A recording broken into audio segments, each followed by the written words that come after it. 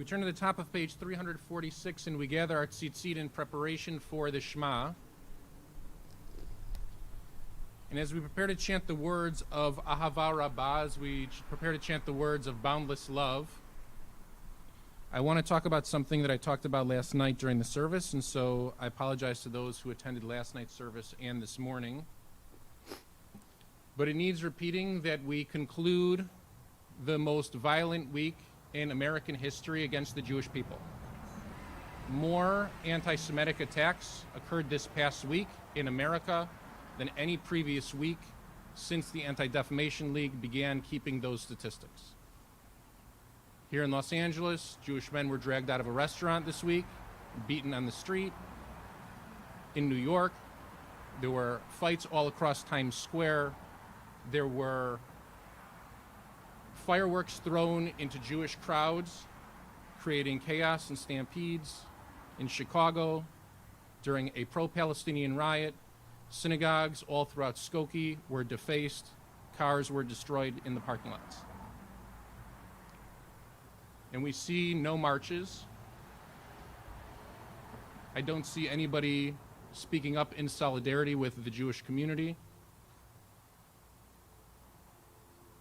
The biggest act of solidarity is a lot of blue Facebook pages. It is the greatest gesture of standing with the Jewish people, is changing your Facebook profile. These moments are moments of awakening, of reckoning, as part of our long experience here in the United States of America and around the world. And sometimes we chant Ahava Rabbah, and we're looking for God's love. And I think that this week, in addition to looking for God's love, more than ever, what we need is the love of one another.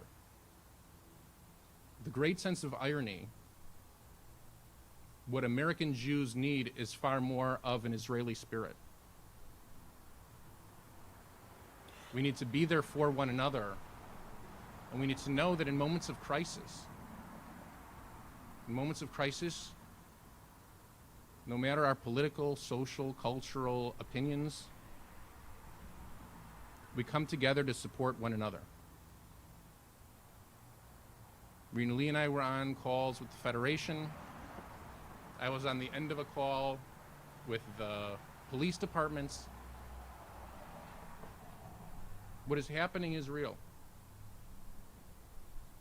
This week, my daughter asked me a question I never anticipated in my life.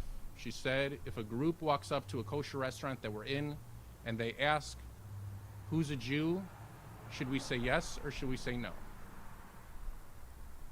That was a real question that was asked at my dinner table.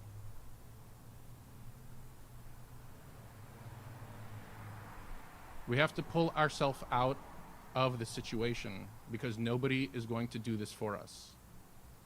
And the way to do it is by becoming prouder of our Jewish identity, not weaker. The way to do it is by becoming louder, not quieter. The way to do that is by showing Ahava Rabbah for one another, not waiting for the Kadosh Baruch Hu to give it to us. Ahava Rabbah can be found on the top of page 346.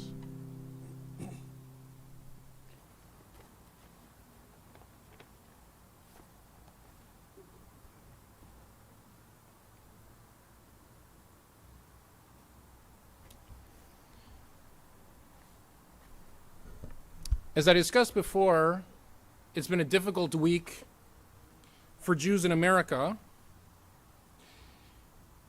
And the previous week was also a difficult week for Jews around the world.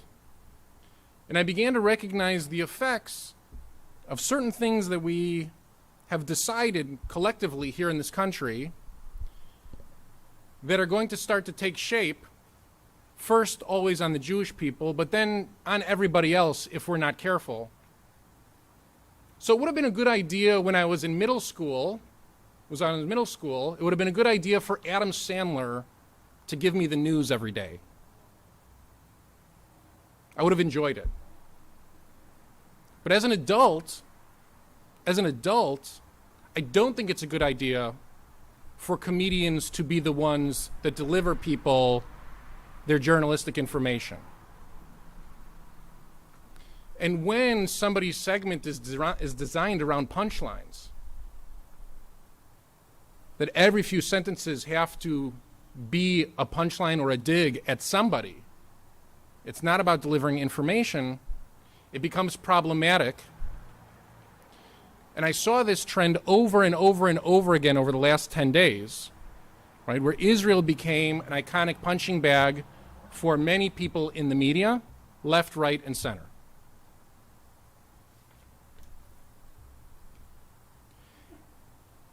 And so as I continue to study and read primary sources, secondary sources, historiography on how people describe the history of the State of Israel, I realize that in a real way, whether or not these lies that are being told through the television, on the internet, whether they're true or not true, matters not anymore, because they are out there and they're being watched and rewatched and shared and reshared over and over and over again. So I thought that just week by week, I would take one of these aspects and talk about it. The point that angered me perhaps the most out of all of the things that have been said is about how Israel, and anytime we hear Israel, we should understand it to be the Jewish people, because that's the way that everybody else understands it as well. Israel is a warmongering society. Israel is a society that wants to go to war every day. I'd argue that, like all Jews who grow up with Jewish mothers, Israel, thank God, is good at going to battle, and thank God, it's really good at making peace. As a matter of fact, as I study, there has never been an opportunity for peace with which Israel did not meet, at the very least, and there isn't one outside of a period of time, let's say in the 2010s decade, that Israel did not, at least not sit down. So the first document that I'm going to bring is a speech. I'm going to read, I don't know, a quarter of it, not even a quarter of it perhaps. It was given by one of the fiercest warriors in the state of Israel, in the history of the state of Israel. He was a gentleman by the name of Menachem Begin. And this is a speech that he gave in a glorified city in Norway, where they award people, right, for choosing a path of peace, when most people who live outside of Oslo are actually faced with a harsher reality on a regular basis. The reason I bring this is because it's not just that the global society is not as educated as it should be on the history of Israel and the strides that it's taken to make peace time and time and time again. It's that the American Jewish community is not educated enough.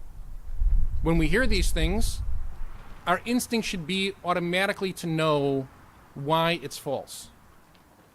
Why it's false. This speech was delivered on December 10th, 1978. For those of you who are unaware, Menachem Begin was the 6th Prime Minister of Israel. He was born in Eastern Europe. His family was killed in the Shoah.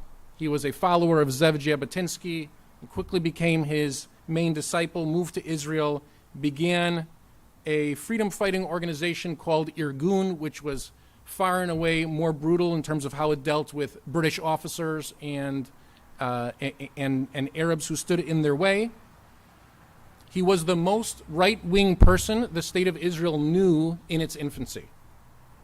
And he's also the person who gave away 2/3 of the land of Israel, meaning to say Israel was 3 times the size that it is right now before the Camp David Accords in 1978.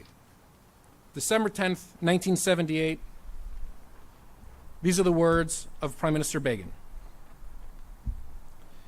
I have come from the land of Israel, the land of Zion and Jerusalem, and here I stand in humility and with pride as a son of the Jewish people, as one of the generation of the Holocaust and our redemption.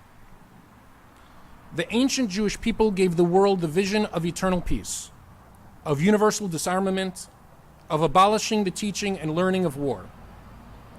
Two prophets, Yeshayahu ben Amos, we know as Isaiah, and Micha HaMorashati, who we know as Micah, having foreseen the spiritual unity of man under God, and his word coming forth from Jerusalem, gave the nations of the world the following vision expressed in identical terms. And they shall beat their swords into plowshares, and their spears into pruning hooks. Nation shall not lift up sword against nation, neither shall they learn war anymore. We mortals who believe in divine providence, when recalling those sacred prophecies, ask ourselves not whether, but when is this vision going to become reality? We remember the past, even in this century alone, and we know. We look around, and we see. Millions of men of all nations are under arms.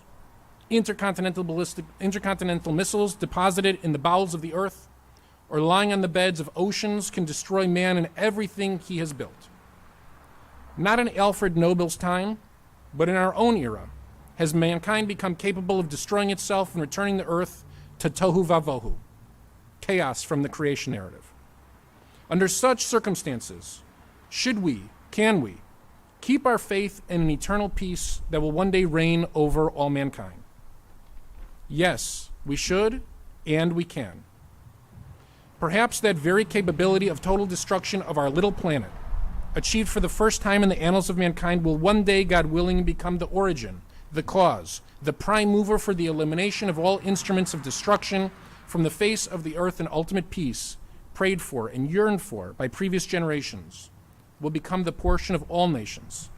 Despite the tragedies and disappointments of the past, we must never forsake that vision, that human dream, that unshakable faith. Peace is the beauty of life. It is sunshine. It's the smile of a child, the love of a mother, the joy of a father, the togetherness of a family. It's the advancement of mankind, the victory of a just cause, the triumph of truth. Peace is all of this and more and more. But in my generation, ladies and gentlemen, there was a time indescribable. 6 million Jews, men, women, and children, a number larger than many a nation in Europe, were dragged to wanton death and slaughtered methodically in the heart of the civilized continent. It was not in a sudden outburst of human, or rather inhuman, cruelty that from time to time has happened in the history of mankind. It was a systematic process of extermination which unfolded before the eyes of the whole world for more than 6 years.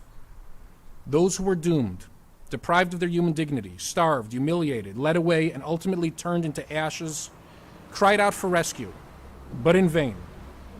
Other than a few famous and unforgettable exceptions, they were left alone to face the destroyer.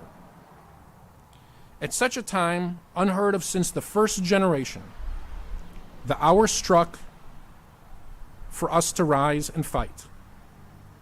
For the dignity of man, for survival, for liberty, for every value of the human image a man has been endowed with by his Creator, for every known inalienable right he stands for and lives for. Indeed, there are days when to fight for a cause so absolutely just is the highest human command. Norway has known such days, so have we. Only in honoring that command comes the regeneration of the concept of peace. You rise, you struggle, you make sacrifices to achieve and guarantee the prospect and hope of living in peace for you and your people, for your children and their children. Let it be, however, be declared and known, stressed and noted, that fighters for freedom hate war. My friends and I learned this precept from our teacher, Zev Jabotinsky, through his own example, and through the one he set for us from Giuseppe Garibaldi.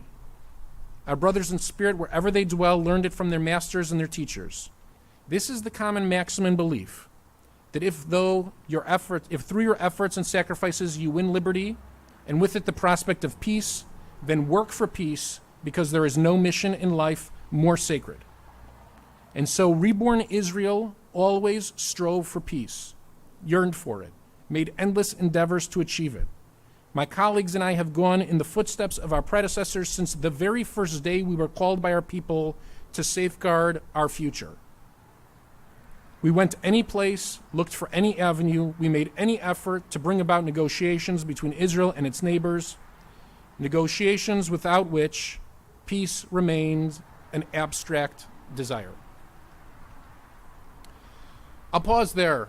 The reason that I bring him again is because, just as this HBO documentary that aired this week points out, it's easy to point at Yitzhak Rabin and Shimon Peres and say they were the only two that ever tried peace for the Jewish people. But the fact is that they're not. They're absolutely not. And you would have an impossible time trying to make that case. Trying to make the case that only one administration from the land of Israel believed in peace and everybody else has endeavored to create war. This is perhaps the big fundamental lie. There are many tangential lies that have been said in the media about Israel and the Jewish people built off this very foundation.